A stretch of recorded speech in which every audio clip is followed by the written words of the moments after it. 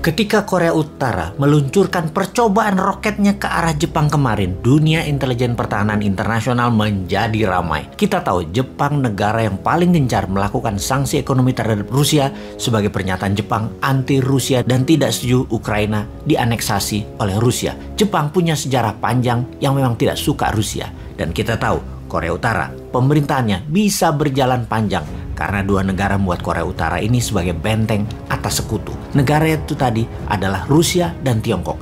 Keduanya memelihara Korea Utara untuk menjadi seperti saat ini. Begini, kita jabarkan tentang rencana Ukraina mau menjadi member NATO itu ibarat negara Meksiko menjadi anggota obornya Tiongkok.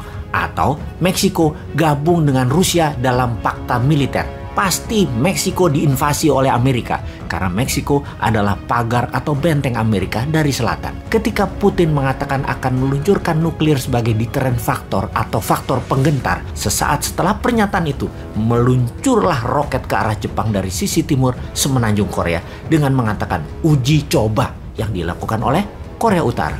Padahal itulah deterrent factor atau kode keras. Don't mess around with Russia, wahai Jepang.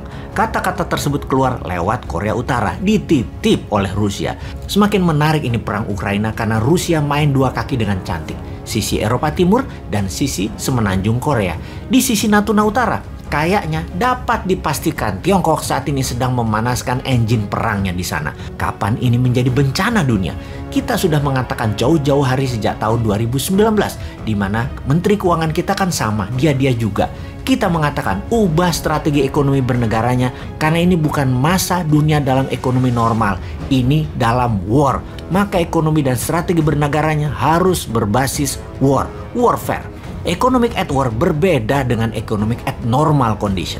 Awalnya perang dagang, kemudian perang petrol dan perang komoditi, lalu perang biologi, kemudian perang cuaca. Dan kita ingatkan selalu, di awalnya perang dagang, di akhirnya perang militer. Sudah siapkah kita? Indonesia maksudnya sudah siapkah?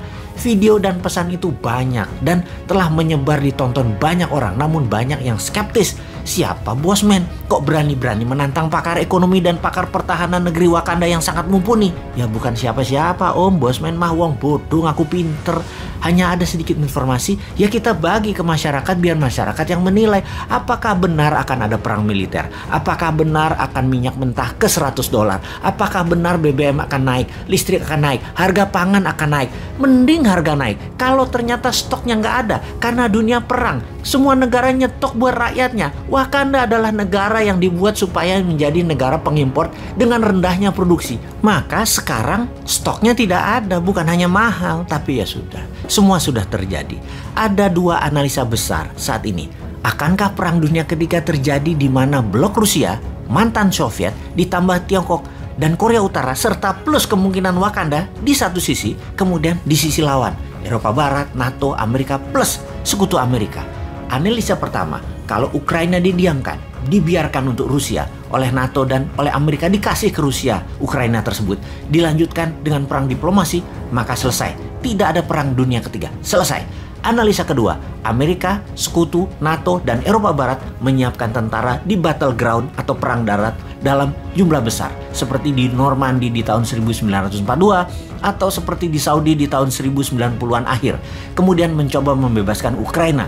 Maka perang dunia ketiga bisa terjadi. Perang dunia ketiga akan terjadi karena ketika NATO CS membangun kekuatan di Eropa Timur atau di Eropa Barat untuk masuk ke Ukraina, maka di sisi timur, di Indo-Pasifik, Korea Utara bergerak nakal ke Jepang dan Korea Selatan, lalu Tiongkok pasti masuk ke Taiwan. Amerika CS terbelah konsentrasinya. Hal terburuk, di semua posisi Amerika dan sekutunya kalah. Maka dunia punya New World Order baru, yaitu Rusia dan Tiongkok yang berkuasa. Ini sebuah peluang game changing kalau Wakanda di bawah New Mind, karena pasti memilih membangun kekuatan nasional selagi mereka perang dengan printing money, kemudian membangun secepat kilat kekuatan nasional berbasis mineral, rempah, dan raja maritim kuasai Selat Nusantara.